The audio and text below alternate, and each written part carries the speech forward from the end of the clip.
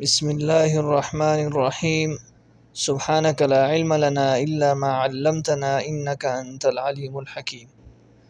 گزشتہ کل سبق میں حدیث مبارکہ انما الاعمال بالنیات ذکر کی گئی تھی، جو کہ مصنف رحمۃ اللہ علیہ نے اس کتاب کے شروع میں اس کا ذکر کیا، اور دیگر مصنفین محدثین جب احادیث کی کتب لکھتے ہیں تو اس میں سب سے پہلے اس حدیث کو لاتے ہیں۔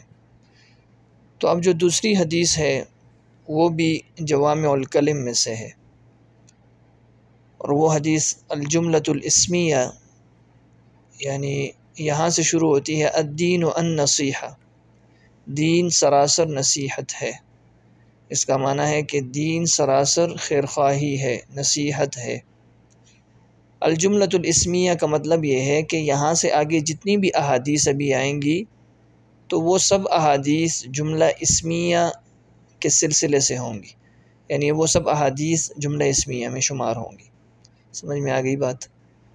تو اب بظاہر ہمیں یہ حدیث بہت مختصر معلوم ہو رہی ہے، لیکن یہ مختصر الفاظ کے اعتبار سے ہے، معنی اور مفہوم کے اعتبار سے اس میں بہت زیادہ وسعت پائی جاتی ہے۔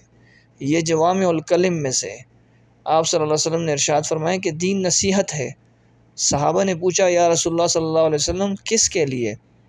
تو آپ صلی اللہ علیہ وسلم نے ارشاد فرمایا للہ ولرسولہ ولائمہ والمسلمین، کہ اللہ اور اس کے رسول، ائمہ اور مسلمانوں کے لیے نصیحت ہے۔ اب یہاں اگر دیکھا جائے اللہ کے لیے کیسے ہے نصیحت، خیرخواہی، فرمایا کہ اللہ کے بارے میں صحیح عقیدہ رکھا جائے کہ اللہ کی ذات وحدہ لا شریک ہے، اس کے علاوہ کوئی معبود نہیں، وہ یکتا اور تنہا ہے۔ اسی طرح رسول کے لیے کس طرح ہے کہ رسول اللہ صلی اللہ علیہ وسلم کی تعلیمات پہ عمل کیا جائے اور ان کی اطاعت کی جائے اور ان کی نبوت کو تسلیم کیا جائے۔ اسی طرح اللہ کے کلام کے لیے بھی یہ نصیحت ہے کہ اللہ کے کلام کو مانا جائے، اس پر ایمان لایا جائے اور اس کی تلاوت کی جائے۔ اور اسی طرح مسلمانوں کے لیے کیسی نصیحت ہے کہ مسلمان آپس میں ایک دوسرے کے ساتھ خیرخواہی کا جذبہ رکھیں، ایک دوسرے کے ساتھ خیرخواہی کریں۔ علامہ نووی رحمۃ اللہ علیہ فرماتے ہیں کہ یہ حدیث تمام دین کا خلاصہ ہے، تمام دین کا کیا ہے؟ نچوڑ ہے، کیونکہ وہ فرماتے ہیں کہ نصیحت کے معنی اخلاص کے ہیں، اور اخلاص ہی جو ہے وہ دین کا خلاصہ ہے، دین کی بنیاد ہے۔ اگر کسی کام میں اخلاص نہ ہو تو وہ عمل آپ کا قابل قبول نہیں ہوگا، وہ مردود ہوگا۔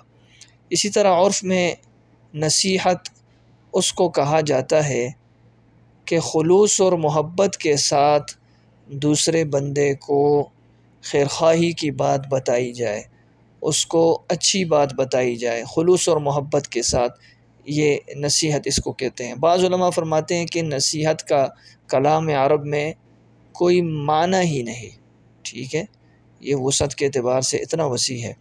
تو فرمایا کہ الدین النصیحہ، دین سراسر نصیحت ہے۔ دین اس کی جمع ادیان آتی ہے، یہ بات آپ یاد رکھیے گا کہ الدین اس کی جمع ادیان آتی ہے، اور بمقابل اس کے الدین ہے، الدین، دین کہتے ہیں قرض کو، ٹھیک ہے، اور الدین بمعنی ملت، مذہب۔ سمجھ میں آ گئی بات؟ الدین جمع ادیان، النصیحہ یہ مفرد ہے، الدین بھی مفرد ہے، جمع اس کی ادیان ہے، النصیحہ یہ بھی مفرد ہے، واحد ہے۔ سمجھ میں آ گئی؟ اسم ہے، اس کی جمع نصائح آتی ہے، نصائح، خالص، خالصتاً، سراسر۔ اور قرآن میں بھی ایک آیت ہے یا ایھا الذین آمنوا توبوا الی اللہ توبۃ نصوحا، اے ایمان والو توبہ کرو، اللہ سے معافی مانگو، توبۃ نصوحا، ایسی معافی، ایسی توبہ، النصوحا جو خالص ہو، جو خالص اللہ کی رضا کے لیے ہو۔